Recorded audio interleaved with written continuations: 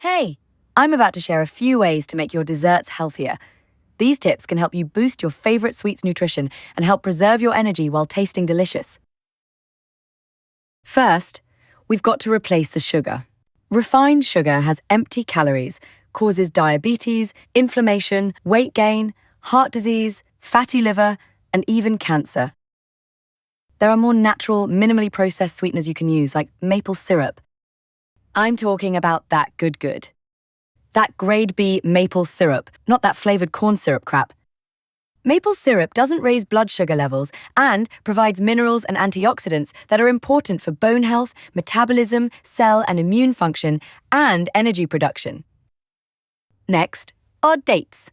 Dates are like nature's caramel, and they're a good sub if you need help getting off overly processed sugars. They're rich in minerals that support the bones and heart and muscle function. They're also high in natural fiber, which helps avoid rapid insulin spikes and the dreaded crash. My favorites are the medjool dates because they're soft, chewy, and sweet. You can use date sugar, which is made by grinding whole dried dates, and date syrup, which is basically date juice and water. Finally, there's honey. I prefer raw, unfiltered honey. It's so good. I was like Pooh Bear the first time I tried it. Speaking of bears, I don't mess with that honey bear you see in the grocery stores. Now keep in mind honey does raise your blood sugar, so you may want to avoid it if that's a concern. I've heard Manuka raises it less and more gradually, but that's something to be aware of and research if you have concerns. Honey doesn't spoil, so it'll even outlast all those old-ass spices in your kitchen cabinet, plus it has antibiotic properties. You can also try mashed ripe bananas and unsweetened applesauce. They add sweetness, moisture, and fiber. Be sure to look up the substitution ratios for these replacements. You may also need to adjust your wet and dry ingredients. Tip 2. I like replacing regular white flour because it's stripped of nutrients, spikes blood sugar, is associated with diabetes, weight gain, heart and gut issues, and also has bleaching agents and other shit. Here are a few nutrient-dense flours I like using for things like pies, cookies, brownies, and even pancakes. Teff is an Ethiopian grain. It's the main ingredient used in injera, which is that flatbread you see at Ethiopian restaurants.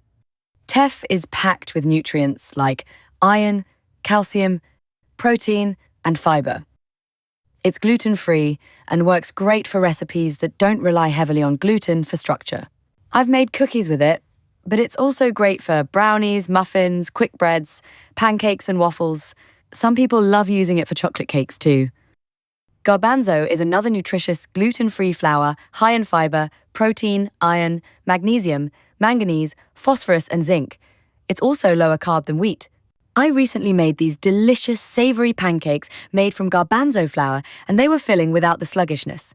Garbanzo flour is often used in flatbreads, pancakes and crepes, breads and muffins.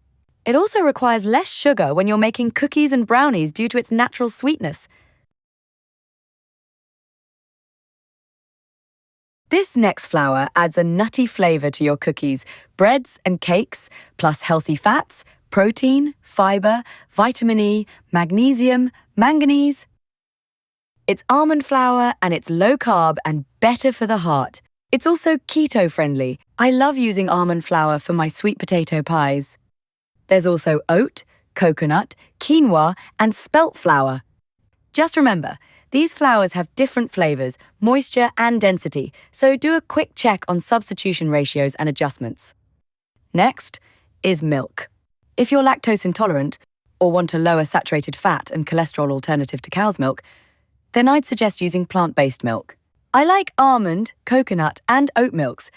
Just be aware that the store-bought milks usually have a lot of crappy ingredients, so choose one with the cleanest and simplest ingredient list if possible.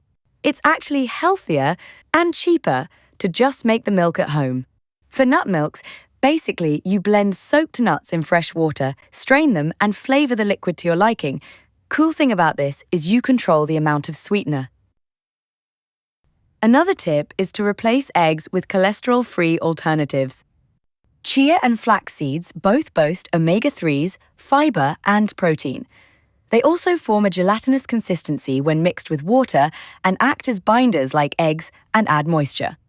Mix 1 tabe of chia seeds with about 2.5, 3 tablespoons of water, and that replaces 1 egg. Flax egg is made the same way except you use flax meal or ground flax seeds instead of the whole seeds. Unsweetened applesauce adds moisture, is a binder, reduces fat and calories compared to eggs, and brings a natural sweetness. It also makes moist muffins and quick breads. 1/4 cup of applesauce can usually replace 1 egg in baking recipes. Other substitutes are aquafaba, which is the water that's left from cooking garbanzo beans, and mashed bananas. Other tips: try adding healthy ingredients to your desserts. Things like nuts, seeds, berries, and shredded coconut go great in cookies, cakes, breads, muffins, and on top of ice cream, pancakes, and waffles. Black beans and garbanzo beans make moist and delicious brownies. Just make sure you soak them overnight so they'll digest easier and help you avoid bubble guts. I almost forgot about butter. You can replace butter using healthy oils like olive and coconut oil. Applesauce and mashed bananas are another one. Nut butters and tahini also work. There's so many more ways to make healthier options for dessert. For ice cream, I love freezing bananas and blending it with a small amount of plant-based milk, even water if I don't have any. I love adding nut butter, pumpkin seeds, vanilla, shredded coconut, air-popped amaranth, sliced banana, cacao nibs, and cinnamon. Sometimes I drizzle it with date or maple syrup. I made ice cream out of frozen avocados, and it was so silky and delicious. I enjoyed it. The issue is I enjoy avocados way too much to freeze them. If you like pudding, you can make a velvety chocolate pudding using ripe avocado, cacao powder, and the sweetener you like. I think that's it for now. Thanks for taking the time to watch this video. I hope it was helpful.